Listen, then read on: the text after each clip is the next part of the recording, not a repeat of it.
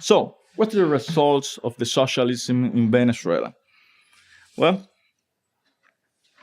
highest level of inflation and scarcity of our history. People eating garbage, schools that do not teach, hospitals that do not heal, long and humiliating lines to buy flour, bread, or basic medicines, the militarization of practically every aspect of the life, etc.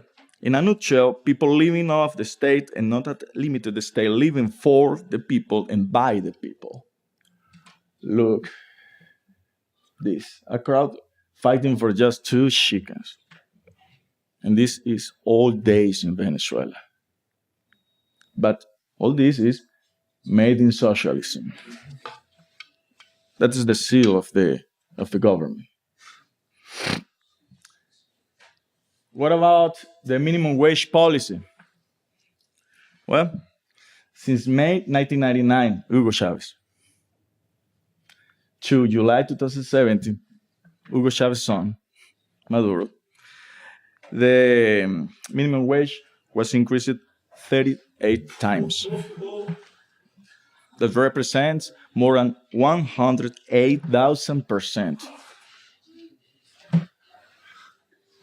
What will happen? In May 1999, the basic basket represented the 27 minimum wage. And today, you have to pay 5.70 minimum wage to obtain the basic basket. And the high skilled professional wage, take for example, full professor.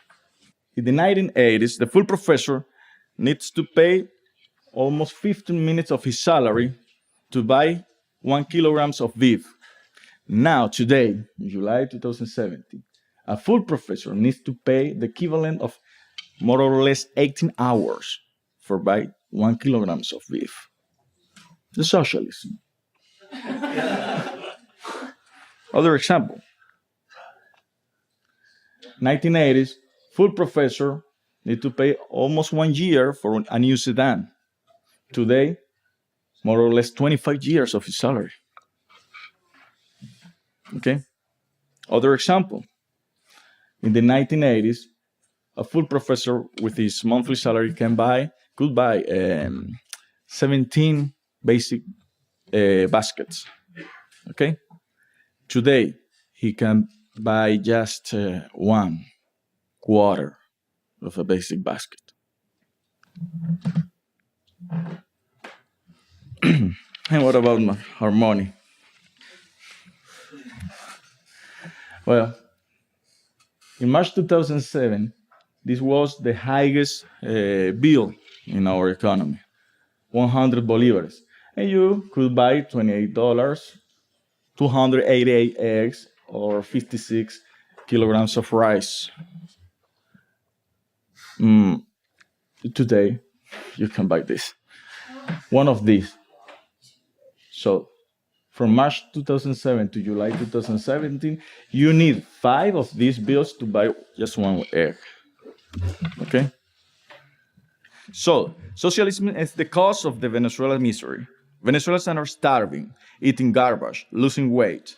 Children are undernourished.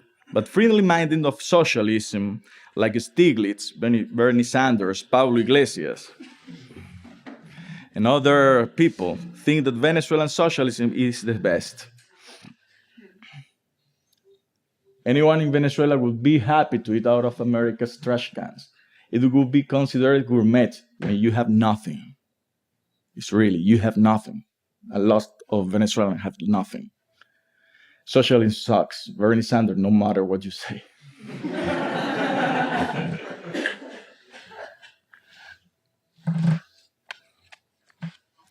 So Venezuela has a shortage of food, medicines, etc. On July 2017, more than the 16% of the products of the basic basket are really scarce. But this is socialism at its finest. This is the saddest reality of our health system. Free health for all Venezuelans, said the government. People dying because they do not find an antibiotic. or newborns placed in boxes because hospitals lack the cradles or incubators. See this picture. Newborns in a hospital in Venezuela. I guess any puppy in the United States or in any other country has a better bed than these children. Our children do not deserve this misery.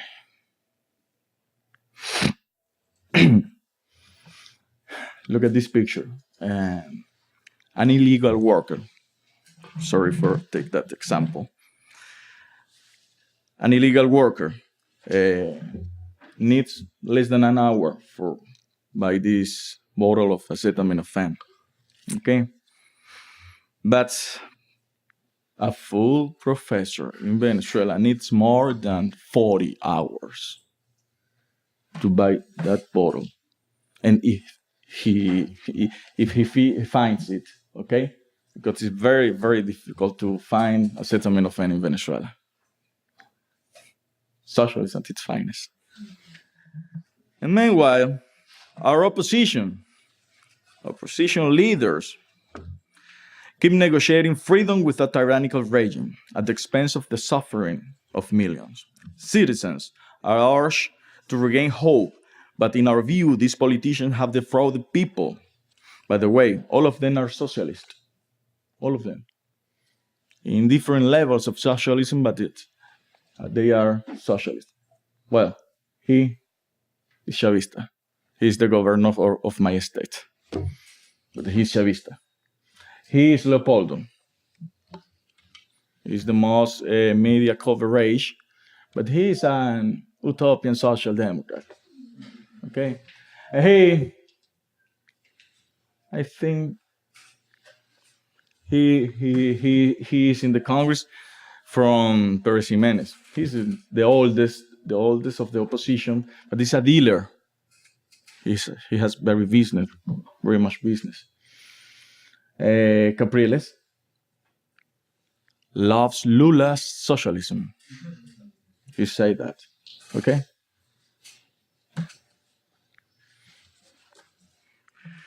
So, what's the response of our society? Well, the young people are leading the fight for freedom in Venezuela, in spite of what the current political leaders instruct. They adhere to be called the opposition. They are the resistance. In Spanish, la resistencia. Actually, they are the real heroes of freedom in our country. But the world needs to know that they have been killed by a tyrannical government. We say that a new leadership must emerge since our current opposition also hates free markets. A new historical breaking point is urgently needed. 2000 when? We don't know. We hope today. We hope this night, tomorrow, this week. Perhaps 2018 will be very, very late for Venezuelans. Well, to conclude, I want to remark that we strongly believe that our misunderstanding caused this disaster.